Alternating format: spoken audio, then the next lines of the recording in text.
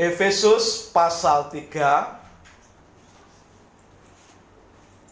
ayat 14 sampai ayat 21. Ulangi ayat yang ke-16.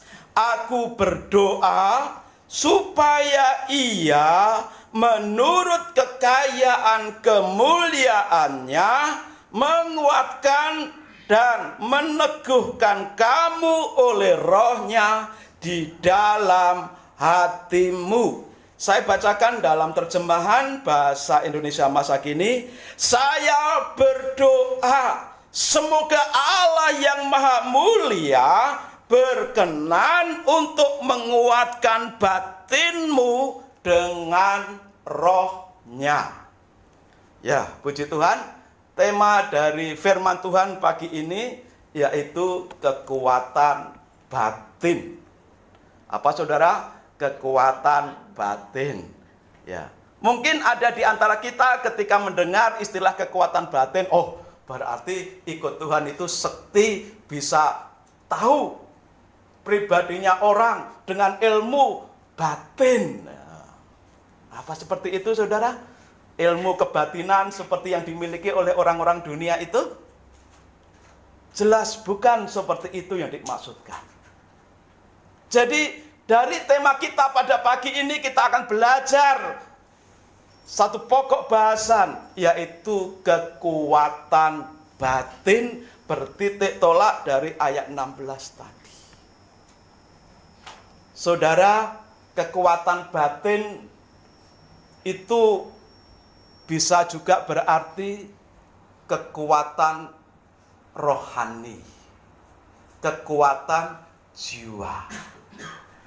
Kalau kita membaca dalam kitab-kitab surat-surat Paulus, ya, seringkali kalau dalam Korintus, ya, di sana disebutkan, ya, secara lahiriah dia menderita, secara lahiriah tubuhnya itu merosot, tetapi secara batiniah dibaharui dari hari ke sehari. Jadi manusia batinia itu seringkali, ya, lawannya adalah manusia lahiriah. Itu sebabnya manusia batinia itu juga bisa berarti manusia kekuatan rohani atau kekuatan jiwa. Kekuatan rohani atau kekuatan batin ini sangat kita perlukan. Kenapa kita harus memiliki kekuatan rohani? Kenapa kita harus memiliki kekuatan batin? Ada beberapa alasan kenapa kita mesti memiliki kekuatan batin, atau bisa dibalik, batin kita kuat. Nah, rohani kita kuat. Kenapa kita harus memiliki batin yang kuat? Kenapa kita harus memiliki rohani yang kuat? Alasannya satu, Lukas 4 ayat 1 sampai 2, ya. Saya bacakan. Yesus yang penuh dengan Roh Kudus kembali dari Sungai Yordan, lalu dibawa oleh Roh Kudus ke padang gurun. Di situ Yesus tinggal 40 hari lamanya dan dicobai iblis. Selama di situ Yesus tidak makan apa-apa, dan sesudah waktu itu ia lapar. Nah, selanjutnya kita sudah membaca minggu lalu. Yesus dicobai oleh iblis dalam 3 hal. Apakah bentuk cobaan iblis itu? Masalah kebutuhan hidup, makanan. Iblis mencobai Yesus. Yesus, kalau engkau anak Allah, ubahlah batu ini jadi roti. Di saat Yesus lapar. Bukankah makanan itu kebutuhan hidup kita? Nah, seringkali kita juga dicobai melalui kebutuhan-kebutuhan hidup kita. Hal kedua, Yesus dicobai melalui kemewahan hidup.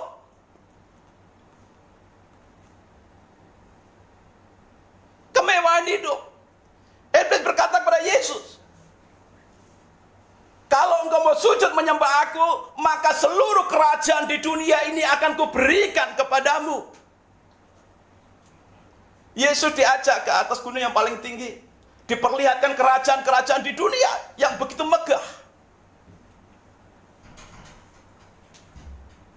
Iblis menawarkan kemewahan hidup kepada Yesus yang saat itu sedang lapar, sedang tidak ada apa-apa. Karena 40 hari, 40 malam di padang gurun.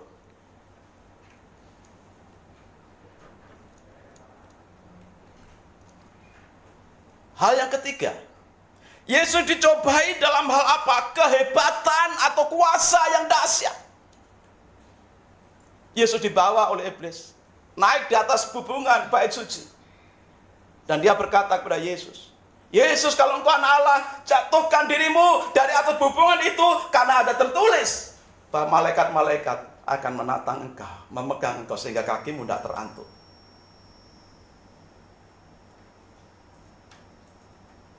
Kita perlu kekuatan batin. Kita perlu memiliki batin atau rohani yang kuat. Karena hidup kita itu selalu menghadapi cobaan. Mengenai apa? Kebutuhan hidup. Gara-gara orang lapar bisa membunuh, bisa mencuri, bisa merampok, bisa berbuat jahat.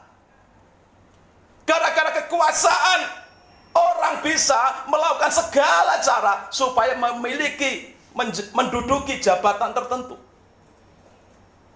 Supaya bisa hidupnya kelihatannya mewah.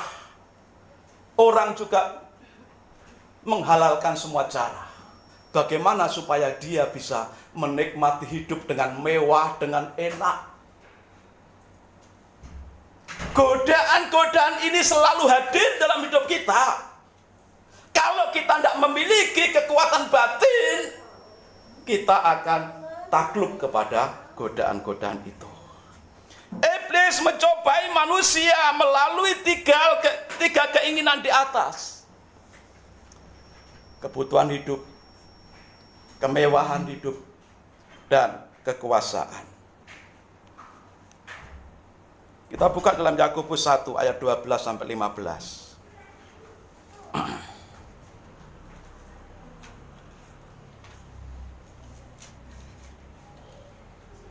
Kita harus memiliki batin yang kuat karena hidup kita selalu diperhadapkan dengan cobaan.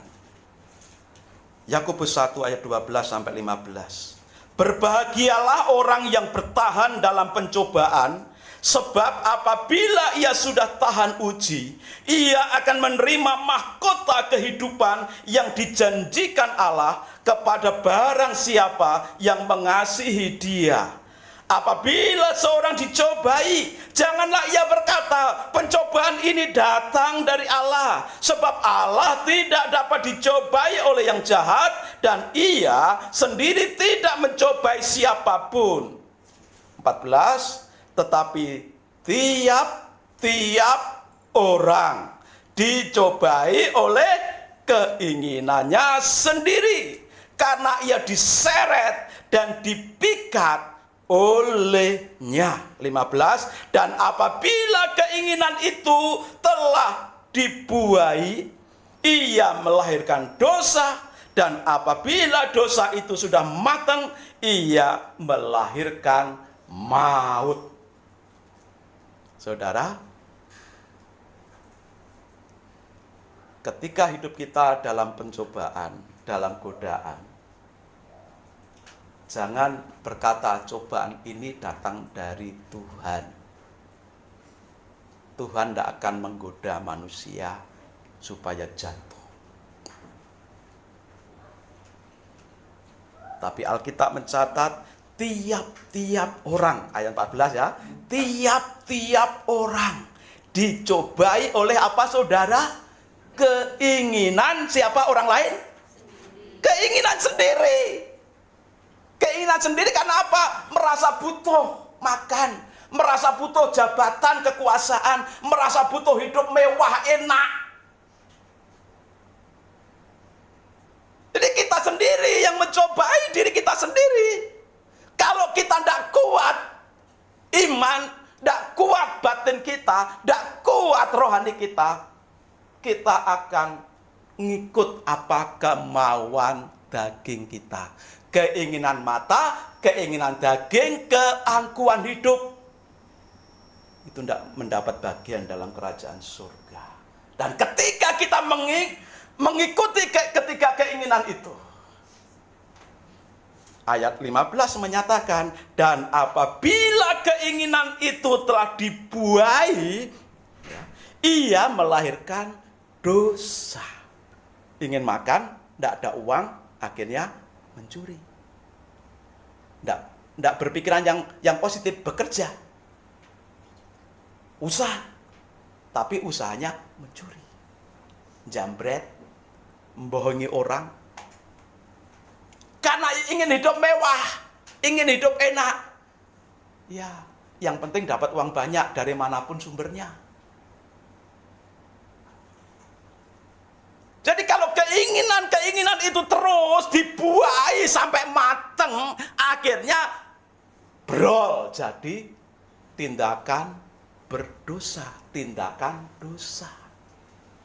Setelah dosa itu mateng, akhirnya melahirkan maut. Matengnya dosa itu karena apa? Karena kita tidak mau bertobat, tidak mau sadar. Sehingga pada akhirnya ketika kita dipanggil pulang, kamu si A, pulang waktunya. Melalui apa? Sakit.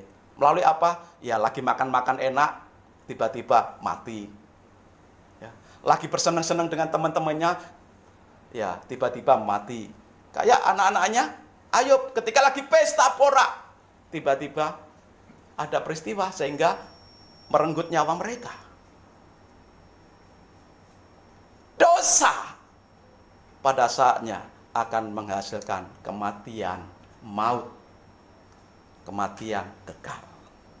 Itu sebabnya kita perlu memiliki kekuatan batin supaya ketika godaan-godaan hidup itu muncul, kita punya daya tolak, tidak mengikuti keinginan itu.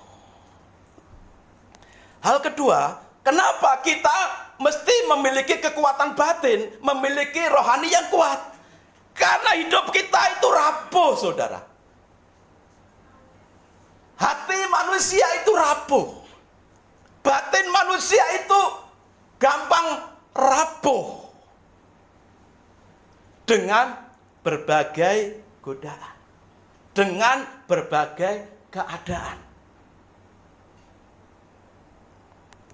Dalam kitab Amsal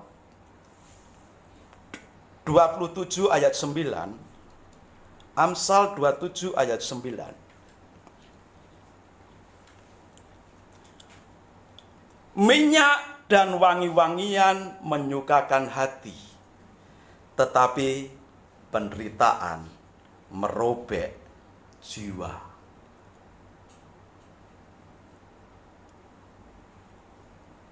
Batin manusia itu gampang rapuh, gampang patah. Oleh apa? Oleh kenikmatan hidup dan oleh penderitaan. Wangi-wangian, sesuatu yang menyegarkan, yang mengenakan.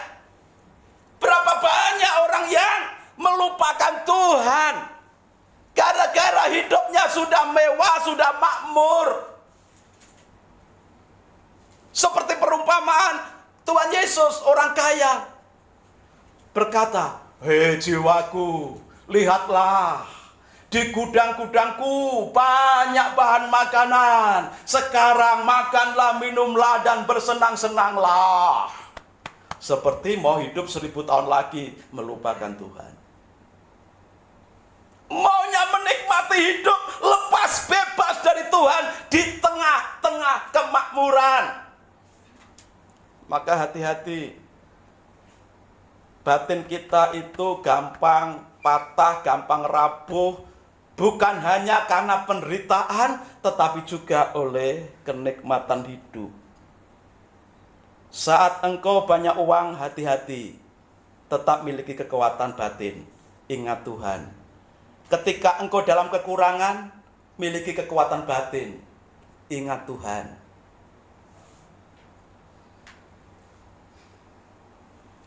Mazmur 42 ayat 5. Kenapa kita mesti memiliki kekuatan batin? Karena hati kita, batin kita itu rapuh menghadapi kenikmatan dan juga menghadapi penderitaan. Mazmur 42 ayat 5. Mengapa engkau tertekan, hai jiwaku, dan gelisah di dalam diriku? Berharaplah kepada Allah, sebab aku akan bersyukur lagi kepadanya, penolongku dan Allahku. Ayat 5 di bagian A mengatakan, mengapa engkau tertekan, hai jiwaku, dan gelisah di dalam diriku. Hidup ini banyak tekanan. Kita tidak tahu secara pasti apa yang melatar belakangi penulis Mazmur 42 ini sehingga berkata, mengapa engkau tertekan, hai jiwaku? Dan kenapa gelisah hatimu? Saudara, siapa yang tidak pernah mengalami tekanan hidup? Siapa di antara kita yang tidak pernah mengalami kegelisahan dalam hidup ini? Tapi hati-hati, ketika kita mendapatkan tekanan dari luar,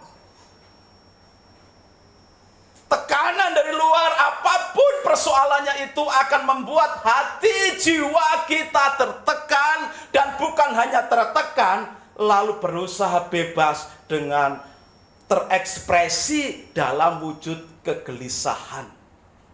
Orang yang hidupnya gelisah karena hidupnya tertekan. Orang yang hidupnya tidak tenang itu karena hatinya, batinnya tertekan dan tidak menemukan solusi.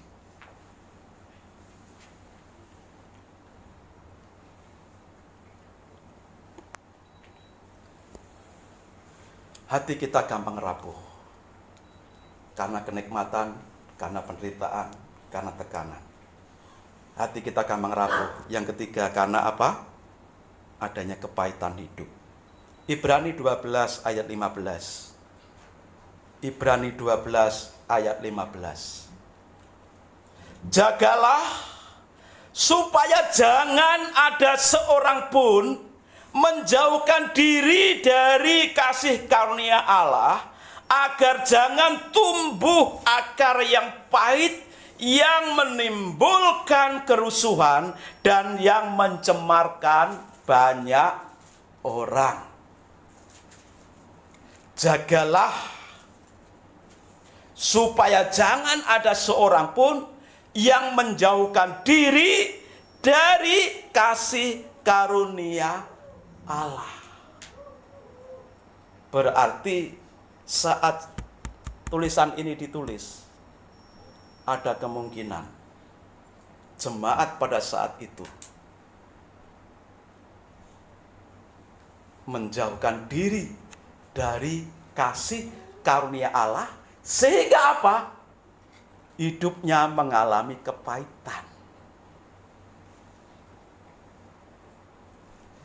Kalau kepahitan dalam hidup itu terus dipendam, terus dihidupi, maka yang muncul adalah kerusuhan dan mencemarkan banyak orang.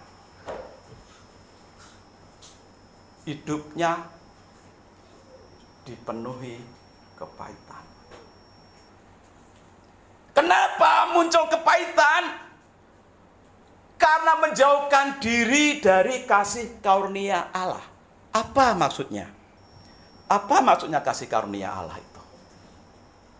Saudara, kita semua asalnya adalah orang berdosa.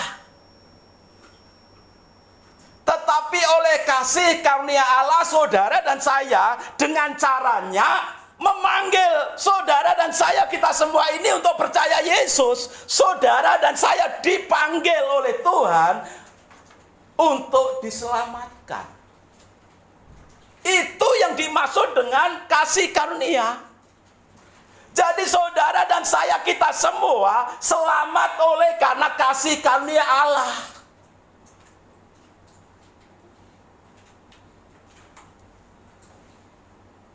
Saudara dan saya, kita semua selamat karena kasih karunia Allah. Tapi kita dipanggil bukan hanya untuk diselamatkan, lalu hidup sendiri-sendiri. Tidak. Itu sebabnya, ya, kita setelah dipanggil untuk diselamatkan, ada tugas yang dari Tuhan untuk setiap orang yang sudah dipanggil untuk diselamatkan. Yang seringkali kita dengar dengan istilah 3 panggilan gereja. Nah, ini sering kita dengar di sekolah-sekolah, di SD, di SMP, pelajaran agama juga tertulis di sana tentang apa? 3 panggilan gereja. Siapakah gereja itu?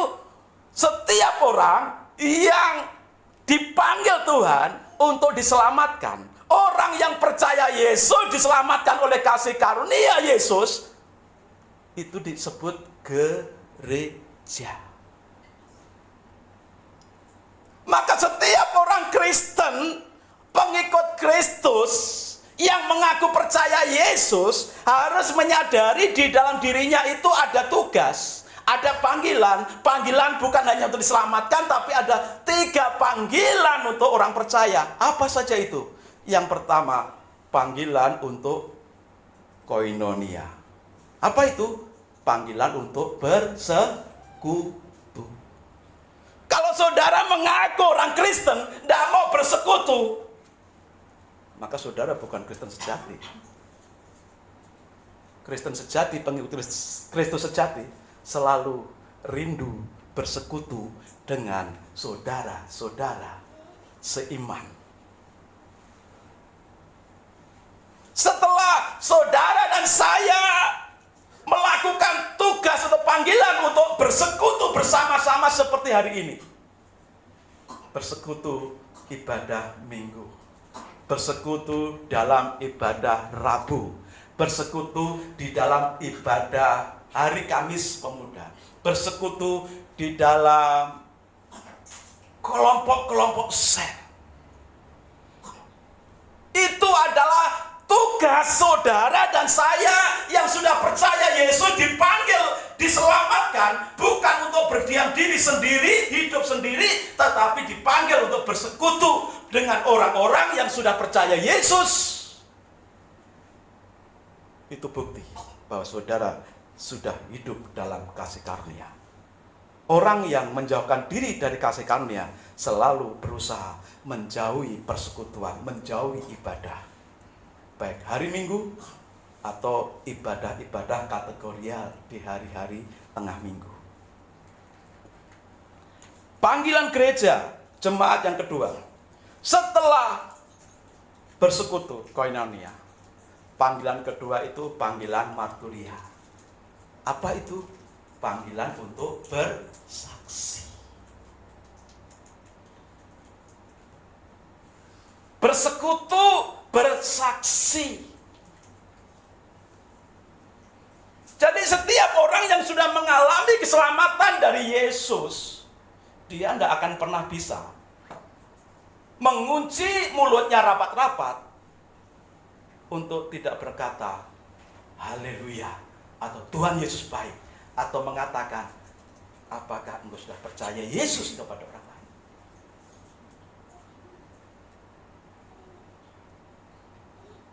Panggilan marturia itu panggilan kesaksian hidup. Milikilah kesaksian hidup yang mencerminkan ajaran Tuhan dalam hidupmu, dan saksikanlah itu kepada orang lain yang belum mengenal Tuhan. Saksikanlah kepada orang lain yang sudah percaya Yesus untuk menguatkan orang yang sudah percaya Yesus yang saat itu di dalam persoalan. Jadi kesaksian ini punya 2 tujuan. Kalau kesaksian ini disampaikan kepada saudara seiman, itu fungsinya untuk menguatkan imannya. Kalau itu disampaikan kepada orang yang belum percaya Yesus, supaya orang yang belum percaya Yesus menjadi percaya Yesus. Panggilan orang Kristen yang ketiga, bersekutu, bersaksi, dan yang ketiga apa saudara? Melayani. Melayani.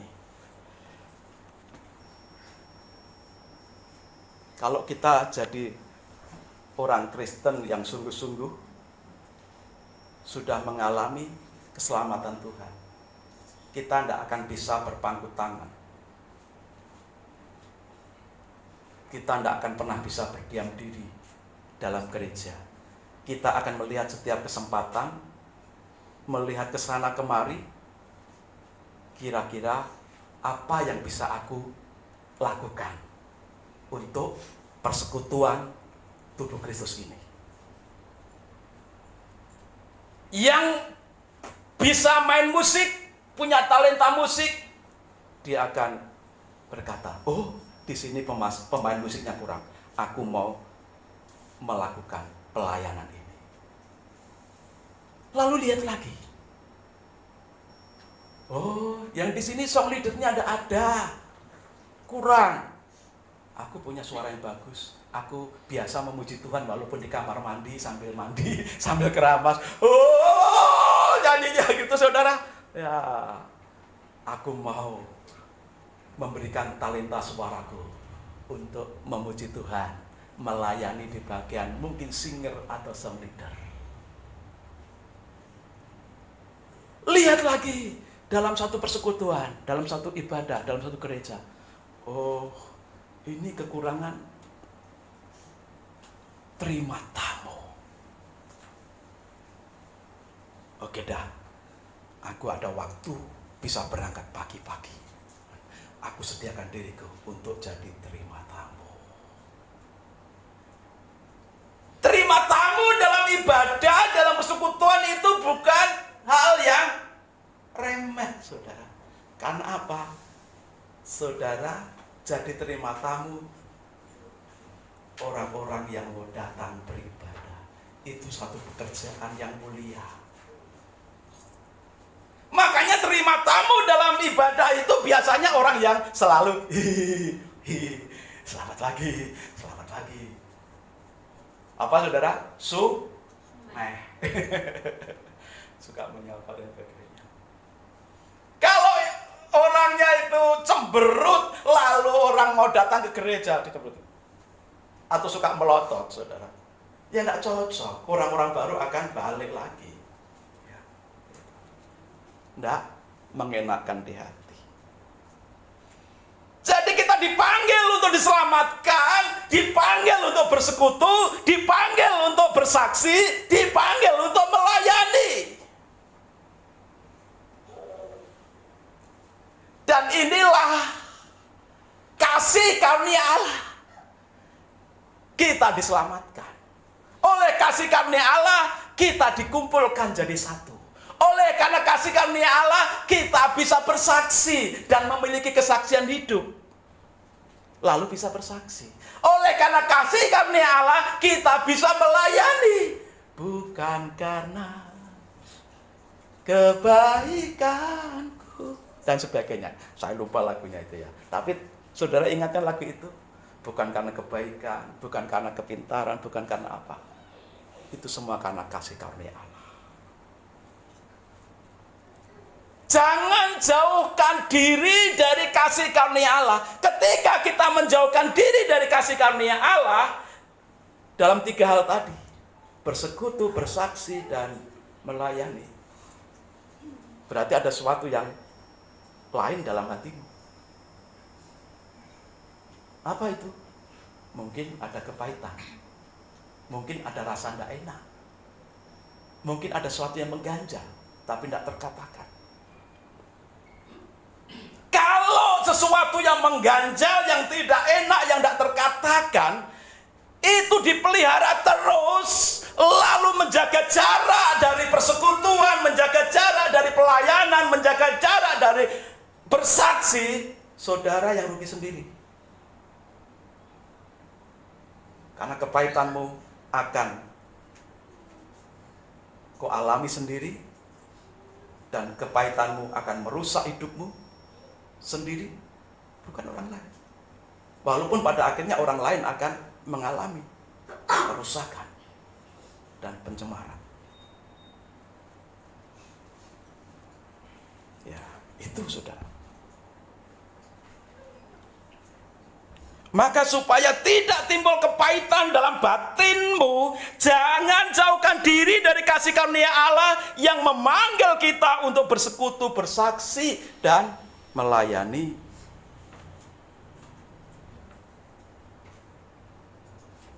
Kerinduan kita untuk melayani Tuhan tidak bisa dilepaskan dari untuk melayani sesama kita, tubuh Kristus.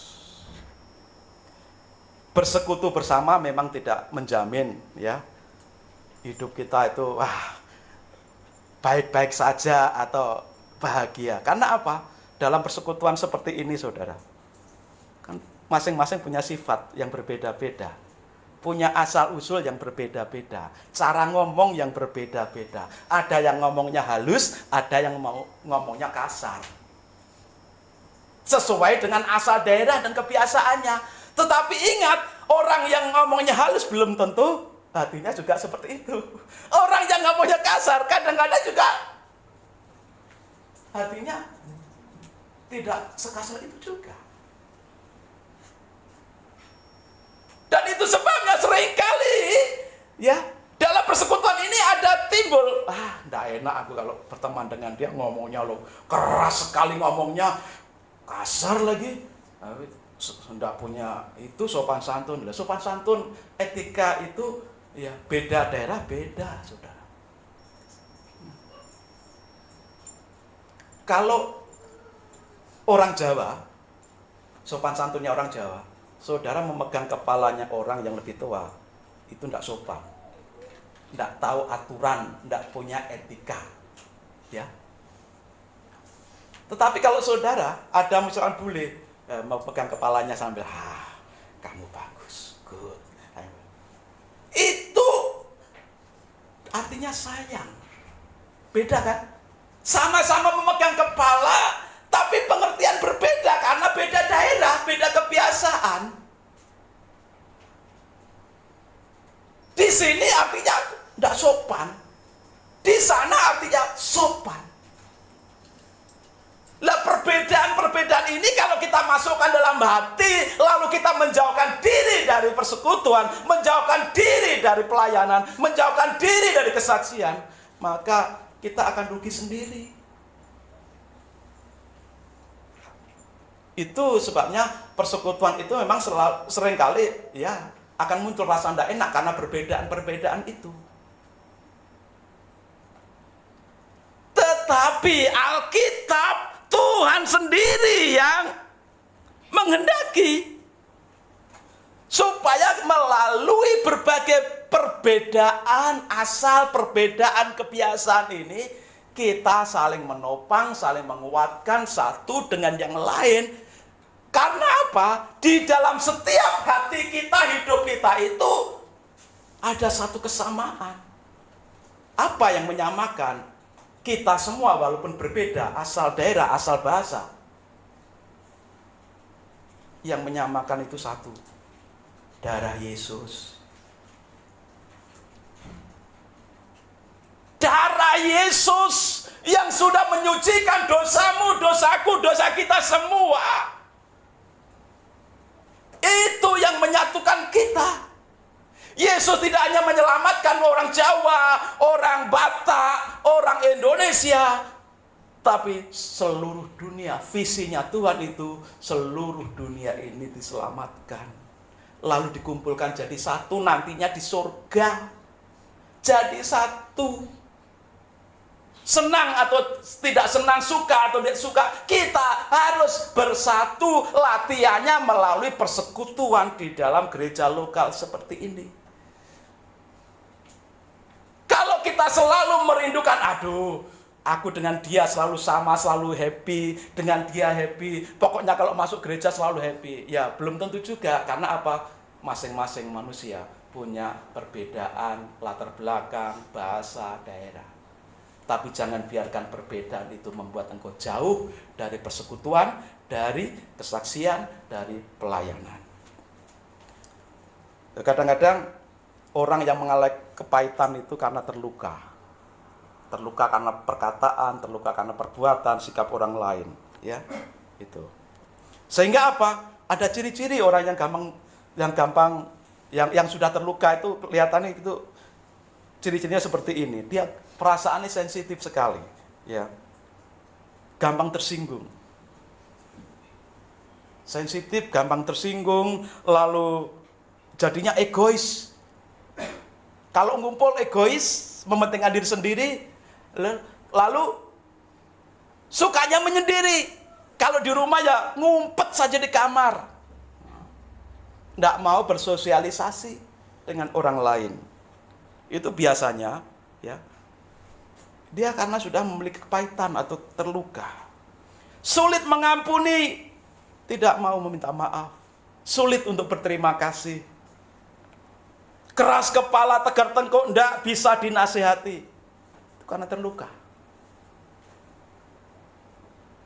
Sulit atau tidak mau tunduk kepada otoritas. Kalau di tempat kerja pun memberontak kepada atasannya, kepada manajernya berontak, kepada ketua grupnya berontak, tidak mau diatur, ya, tidak mau tunduk kepada otoritas. Mudah bimbang, frustasi, stres. Orang yang gampang stres, gampang frustasi, seringkali karena apa? Ada kepahitan dalam hidupnya, batinnya terluka. Suka menghakimi dan mengkritik orang lain secara tajam. Nah, tapi sebaliknya, kadang-kadang juga gampang minder. Coba lihat di dalam diri masing-masing, dan lihat kiri kanan kita. Ke dalam diri, apakah ada poin-poin ini? Ya. Orang yang batinnya terluka itu biasanya juga tertutup. Kan tertutup, kadang-kadang kalau ditanya dia berbohong. Ya. Berbohong itu apa? Mengatakan apa yang tidak sebenarnya. Artinya apa? Munafik. Ya. Bergaul dengan orang yang senasib, aku dilukai, aku cari komunitas yang sama-sama terluka. Ayam kan sama-sama terluka. Lalu nyanyinya bareng. Nyanyi penderitaan hati yang luka. Kan itu, saudara. Ya. Suka marah-marah. Ayo, siapa yang suka marah-marah? Itu seringkali pelampiasan dari batin yang terluka. Ayo kita teliti dalam diri kita. Dari ciri-ciri poin-poin ya sekilas itu tadi. Apakah aku termasuk orang yang memiliki batin yang terluka? Kalau memiliki batin yang terluka, hati-hati, dan itu menjadi rambu-rambu bagi kita semuanya. Kuatkan batinmu. Kuatkan rohanimu. Perkuat rohanimu, perkuat batinmu. Perkuat jiwamu dengan cara bagaimana? Kita memperkuat batin kita dengan cara bagaimana kita memperkuat rohani kita supaya kita tidak gampang terluka batin kita.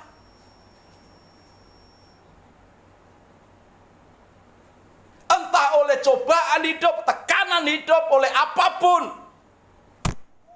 ketersinggungan oleh orang lain, apapun penyebabnya, perkuat batinmu supaya tidak gampang terluka dan sebentar-sebentar menyanyi hati yang luka. Ya, ada resep firman Tuhan. Kita bisa memperkuat batin kita, rohani kita, dari pembacaan kita tadi, ayat 16. Aku berdoa supaya Ia menurut kekayaan kemuliaannya menguatkan dan meneguhkan kamu oleh rohnya di dalam batinmu. Dari ayat 16 ini, kita bisa memiliki kekuatan batin melalui apa, saudara? Roh Kudus.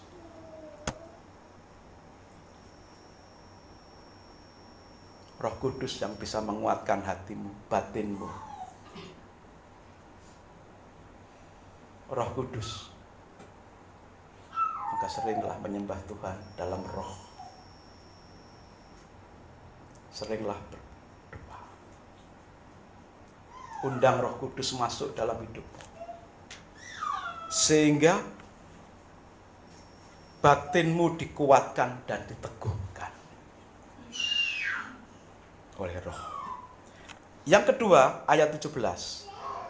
Supaya kita memiliki kekuatan batin. Ayat 17. Sehingga oleh imanmu Kristus diam dalam hatimu dan kamu berakar serta berdasar di dalam kasih. Melalui iman kepada Yesus Kristus, batinmu jadi kuat, rohanimu jadi kuat. Melalui iman kepada Yesus, saudara bisa berakar, bertumbuh, dan berbuah di dalam hidupmu. Melalui iman kepada Yesus, engkau memiliki kekuatan ilahi.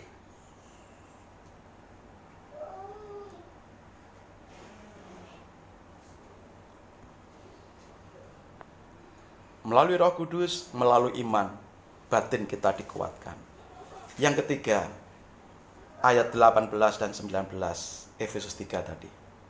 Aku berdoa supaya kamu bersama-sama dengan segala orang kudus dapat memahami betapa lebarnya dan panjangnya dan tingginya dan dalamnya kasih Kristus, dan dapat mengenal kasih itu sekalipun ia melampaui segala pengetahuan. Aku berdoa supaya kamu dipenuhi di dalam seluruh kepenuhan Allah. Dari ayat 18 dan 19 ini, saudara dan saya bisa memiliki kekuatan rohani, kekuatan batin. Melalui apa? Memahami dan mengenal kasih Tuhan. Melalui memahami dan mengenal kasih Tuhan, saudara bisa memiliki kekuatan batin. Dari mana kita tahu Allah mengasihi kita? Belajar kebenaran firman Tuhan. Baca firman Tuhan. Renungkan firman Tuhan. Dikatakan betapa lebarnya, panjangnya, tingginya, dalamnya kasih Kristus. Tinggi, lebar, panjang, dalamnya kasih Kristus luar biasa, tak terukur. Kalau bukan karena kasih Tuhan, saudara dan saya tetap di dalam dosa. Kalau saudara dan saya tetap dalam dosa, saudara dan saya akan mengalami kematian kekal. Tetapi oleh karena kasih Tuhan yang begitu lebar, panjang, tinggi, dan dalam, aku diselamatkan. Walaupun aku orang yang sangat berdosa. Memahami kasih Tuhan yang seperti ini, lalu mengenali kasih Tuhan, maka batinmu bisa diperkuat.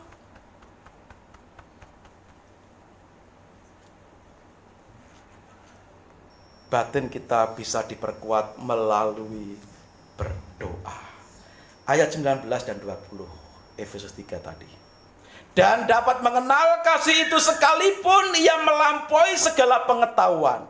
Aku berdoa supaya kamu dipenuhi di dalam seluruh kepenuhan Allah. Bagi Dialah yang dapat melakukan jauh lebih banyak daripada yang kita doakan atau pikirkan, seperti yang ternyata dari kuasa yang bekerja di dalam kita.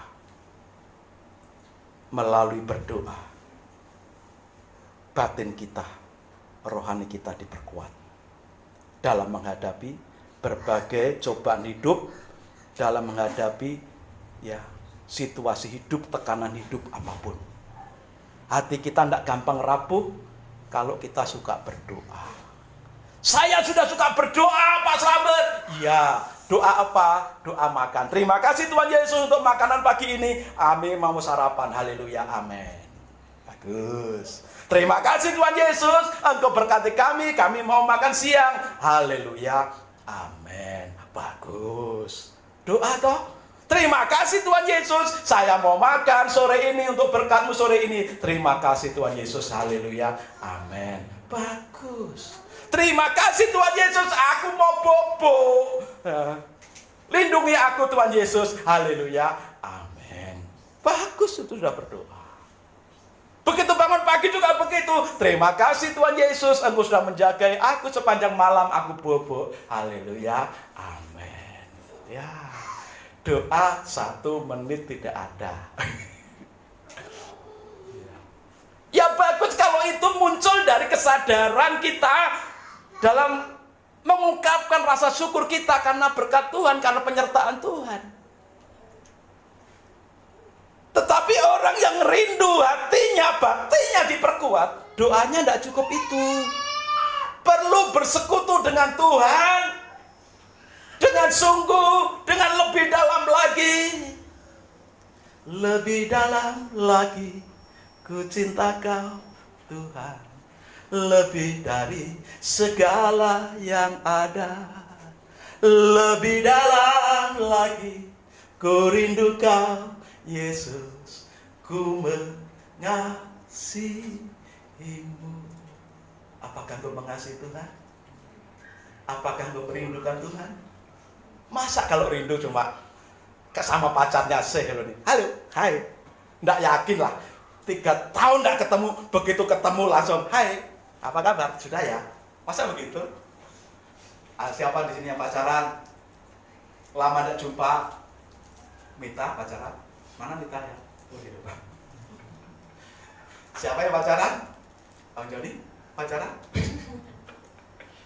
Lama nggak jumpa, begitu jumpa, oi, saya hello dari Jawa aja.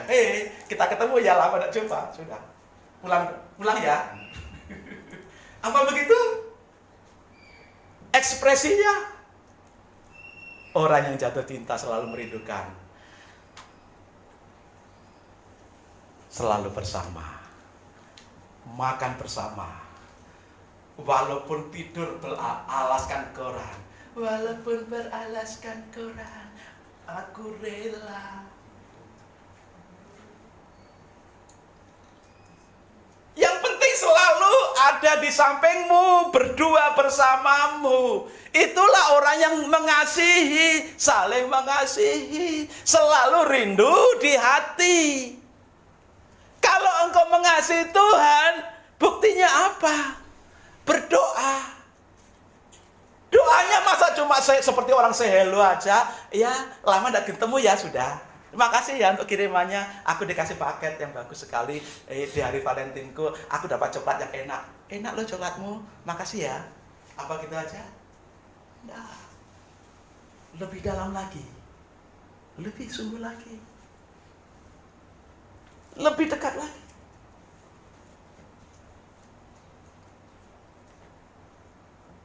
Doa yang sungguh-sungguh. Masuk dalam hadiratnya. Melalui memuji Tuhan, melalui penyembahan,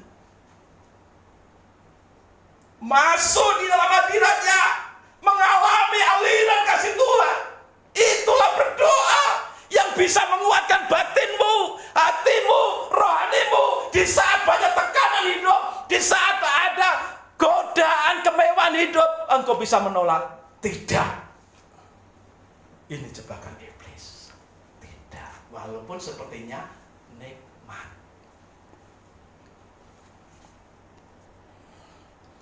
Batin kita bisa diperkuat.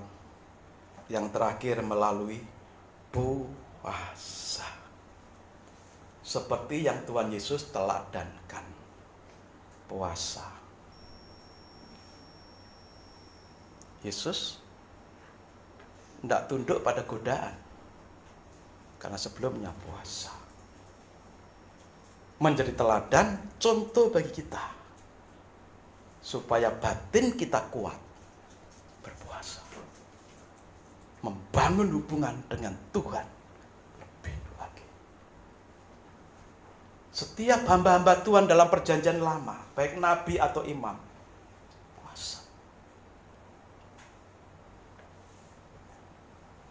Memang ada saatnya ketika Yesus masih ada di bumi ini selama pelayanan Yesus. Ahli-ahli Taurat bertanya kepada Yesus, Yesus, kami ini berpuasa, kenapa murid-muridmu tidak berpuasa? Yesus katakan apa? Selama mempelai laki-laki ada bersama mereka, mereka tidak puasa. Tapi ketika nanti mempelai laki-laki diambil, dia akan berpuasa. Betul, setelah Yesus diangkat ke surga, naik ke surga, yang terjadi apa? Para murid puasa sejak Yesus naik ke surga sampai hari ke-10, hari Pentakosta, Roh Kudus dicurahkan. Jadi 10 hari sesudah Yesus naik ke surga, 50 hari sesudah Yesus bangkit dari kematian, hari ke-50, hari Pentakosta, mereka berpuasa 10 hari. Roh Tuhan dicurahkan. Di hari terakhir, pas di hari Pentakosta, perjanjian lama, banyak orang berhimpun di Yerusalem. Yang terjadi apa? Kegerakan besar terjadi. Batin para murid diperkuat, rohani para murid diperkuat. Yang tadinya pemalu, yang tadinya penakut, yang tadinya tidak punya kelebihan apa-apa, tidak punya keberanian, begitu berpuasa, begitu Roh Tuhan dicurahkan, Roh Kudus dicurahkan dalam hidup mereka, mereka berkata-kata, bersaksi, mereka menyerukan berita keselamatan dan pertobatan di dalam Yesus Kristus. Maka milikilah kekuatan batin. Karena hidup ini banyak godaan, banyak cobaan, banyak tekanan. Hatimu, hati kita itu gampang rapuh, gampang hancur. Terlena oleh duniawi, tunduk kepada tekanan dan penderitaan hidup. Nah, supaya kita tidak gampang hancur hati kita, miliki kekuatan batin, miliki kekuatan rohani. Melalui Roh Kudus yang hadir dalam hidup kita, melalui iman yang sungguh-sungguh kepada Yesus, melalui memahami dan mengenal kasih Tuhan, melalui berdoa lebih dalam lagi dalam pujian penyembahan kepada Tuhan, melalui apa? Puasa. Maka engkau akan memiliki kekuatan batin, kekuatan jiwa. Haleluya. Sehingga apa? Situasi seperti apapun yang ada di sekeliling kita, kita tetap mengalami hidup dalam penyertaan Tuhan, di dalam ketenangan, keteguhan, keteduhan oleh karena Yesus. Amin, saudara. Mari kita nyanyikan